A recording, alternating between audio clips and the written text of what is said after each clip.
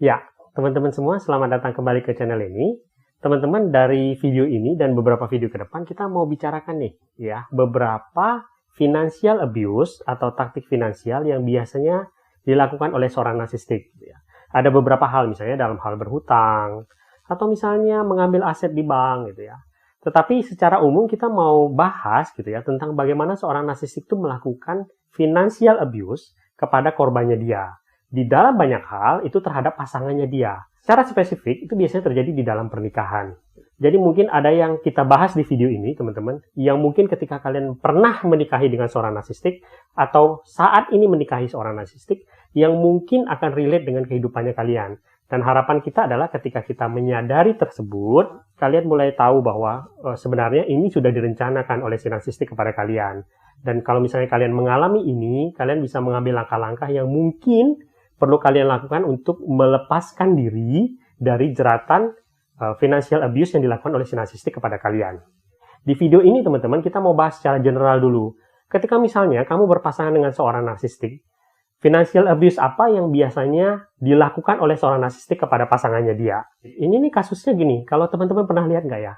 Ada seorang narsistik tuh yang dia menikah berkali-kali, teman-teman. Setiap dia menikah dan berakhir dengan perceraian, dia berpindah dari satu supply ke supply yang lain, gitu ya, pasangan yang satu ke pasangan yang lain. Gitu. Dan biasanya teman-teman, dia ini akan meninggalkan jejak-jejak financial abuse itu yang sama atau mirip-mirip polanya.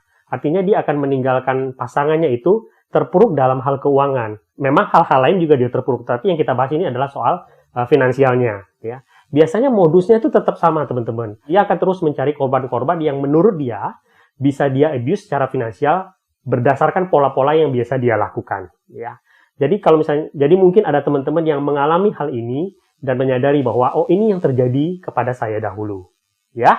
Oke, yang pertama ya, teman-teman, kalau misalnya kamu menikahi seorang narsistik di dalam hubungan pernikahan misalnya, kalau kalian perhatikan, teman-teman, seorang narsistik itu biasanya yang pertama, dia biasanya itu akan sangat ngotot, teman-teman, ketika misalnya berkaitan dengan aset.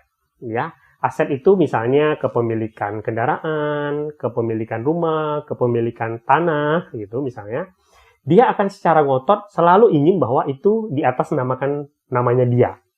Dia akan menggunakan berbagai macam alasan, menggunakan berbagai macam dalil misalnya, menggunakan berbagai macam ancaman terhadap korbannya dia misalnya, untuk dijadikan alasan bahwa aset itu harus atas namanya dia.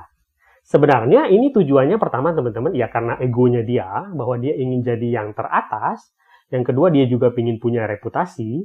Yang ketiga juga sebenarnya ini rencana dia teman-teman. Ketika misalnya dia suatu hari mendiscard korbannya, dia punya keuntungan finansial. Dia tahu bahwa dia akan mendapatkan semuanya dalam hal finansial.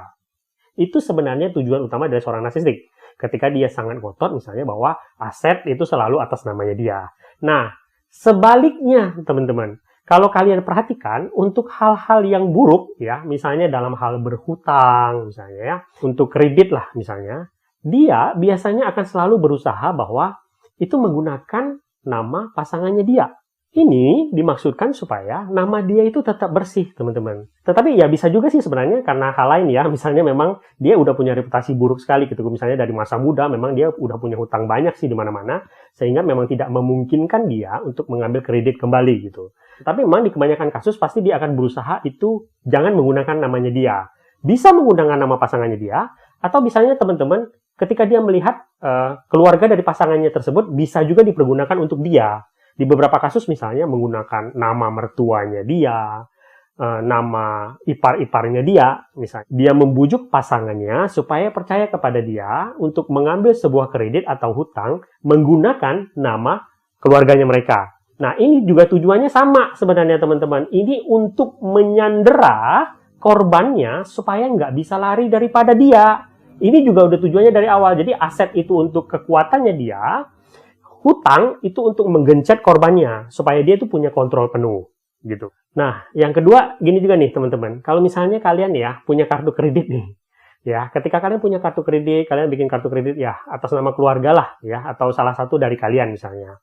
Secara transparan kan seharusnya penggunaan kartu kredit itu dipergunakan secara kepentingan bersama. misalnya begitu. Tetapi ketika misalnya kalian berpasangan dengan seorang narsistik, itu banyak kejadian di mana kartu kredit kalian itu kemudian mencapai limitnya, dipergunakan untuk hal-hal tertentu yang tidak ada hubungannya dengan kalian, tapi dipergunakan untuk kepentingan si narsistik gitu. Dan itu terjadi tiba-tiba saja sebenarnya. Artinya bahwa banyak korbannya itu kemudian merasa syok bahwa, loh kok tiba-tiba kita menanggung hutang kartu kredit yang sangat banyak gitu, tanpa tahu kapan dan untuk apa. Nah, hebatnya adalah si narsistik itu kemudian dia bisa menggunakan berbagai macam alasan untuk kemudian justru menjadi orang yang marah karena hal tersebut. Gitu. Ketika dia dikonfrontasi hal tersebut, dia justru kemudian marah dan mengatakan bahwa, oh ini saya melakukan ini karena terpaksa, saya melakukan ini karena kamu tuh nggak bisa memberikan ini dan ini dan ini dan ini. Gitu.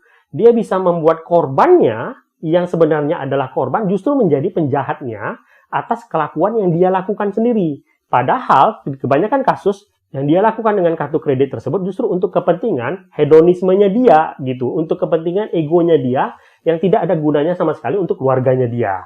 Yang ketiga, nah ini juga teman-teman ya, ini salah satu hal paling jahat yang biasanya dilakukan oleh seorang narsistik. Tadi kita udah bilang ya, ketika misalnya dia dalam hal-hal berhutang misalnya, dia sedapat mungkin menggunakan pasangannya dia gitu, atau keluarga dari pasangannya dia. Dan teman-teman di banyak kasus ya, kemudian itu biasanya hutang-hutang tersebut tuh berjalan di luar perkiraan, akan menumpuk, tidak terbayar gitu ya. Dan narsis itu sendiri tidak punya keinginan untuk membayar hutang-hutang tersebut gitu. Kenapa? Pertama, ya karena si narsis itu selalu merasa bahwa uang di dunia ini adalah punyanya dia. Tetapi selain itu begini teman-teman, ini juga bagi seorang narsistik ya tidak ada untungnya buat dia. Kenapa? Karena ketika tidak bisa terbayar, itu akan menghancurkan reputasi pasangannya dia, bukan dia. Menghancurkan reputasi pasangan atau keluarga pasangannya dia, tetapi bukan dia. Dan itu sebenarnya juga dia inginkan. Artinya adalah ketika dia nggak mau membayar hutang, dia sengaja melakukan itu, walaupun dia mungkin bisa saja melakukan itu. Dia tidak mau melakukan itu untuk menghancurkan reputasi pasangannya dia. Supaya apa? Supaya pasangannya dia itu tidak bisa lepas dari dia.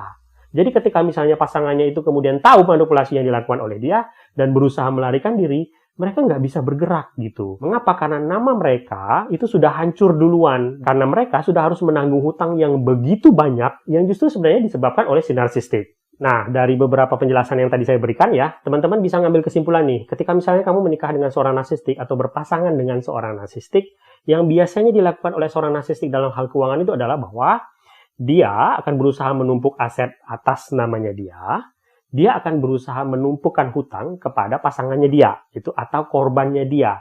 Dia akan meninggalkan jejak di mana korban-korbannya itu biasanya akan hancur, nggak punya aset, nggak punya kemampuan kembali untuk berhutang misalnya, tidak punya kemampuan untuk bangkit secara finansial karena sudah hancur lebur. Bagi si narsistik itu adalah sebuah prestasi. Kenapa? Karena dia bisa pergi begitu saja meninggalkan korbannya, tetapi korbannya itu nggak bisa pergi dari dia.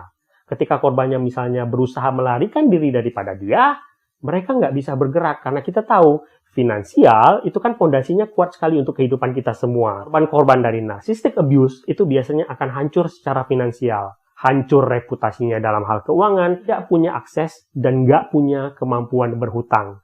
Yang mana semua itu bukan kesalahan mereka, tetapi disebabkan oleh si narsistik, dan si narsistik itu dengan gampangnya, dengan mudahnya, tanpa empati sama sekalipun kemudian meninggalkan korban-korbannya dengan membawa segala macam aset.